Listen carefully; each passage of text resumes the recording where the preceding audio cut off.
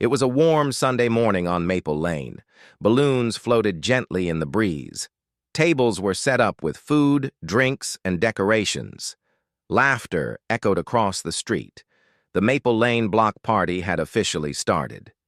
But this year, it felt different. This year, everyone was invited. This year, everyone showed up. And this year, Elijah Carter was the guest of honor. Elijah stood by the grill helping serve hot dogs and burgers. Maya handed out lemonade to kids. Even Mr. Douglas, who had once ignored Elijah, gave him a high five. "Glad you moved here, man," he said. Elijah smiled. "Me too." And then, something unexpected happened. Karen Thompson arrived. She wasn't holding a clipboard. She wasn't shouting rules. She brought a homemade apple pie. People watched in surprise. A few whispered. Some smiled.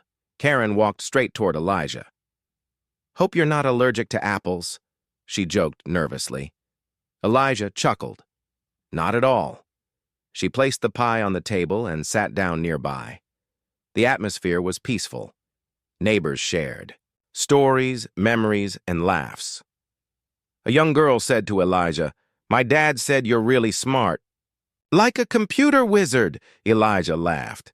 "Well, maybe a retired one."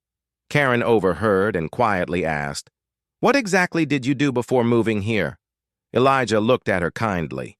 "I helped design security software for hospitals. Made. Sure, no one could hack medical records." Karen blinked. "That's actually amazing." He shrugged. "Just did my job. Nothing flashy." But in that moment, Karen saw Elijah with new eyes. Not as the outsider, not as a threat, but as a man who had lived quietly, worked hard, and asked for nothing but peace. Later, during a small speech at the party, the HOA chair stood up. He held a microphone and said, "We've had a tough year. Change isn't always easy, but this street is stronger because of it." He looked at Elijah. "Thank you, Mr. Carter, for showing us what true neighborliness looks like." The crowd clapped. Elijah nodded humbly. Then the chair added something more. "And let's also thank Karen Thompson for showing us that growth is possible at any age." The clapping grew louder. Karen wiped a tear and smiled gently. As the sun began to set, music played softly in the background. Children danced on the sidewalk. Elders sat in lawn chairs, sharing stories of the old days. And Elijah? He stood in the middle of it all, watching. Quiet, content. Home.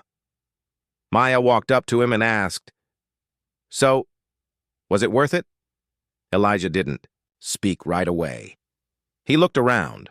The families, the colors, the laughter, even Karen's smile. Then he said, "Every second." 1 week later, a new sign was placed at the entrance of the neighborhood. It read, "Welcome to Maple Lane, where respect lives." Under it were small words, "In memory of our past and in hope for our future." The HOA board had voted. It was Elijah's idea. He didn't want credit.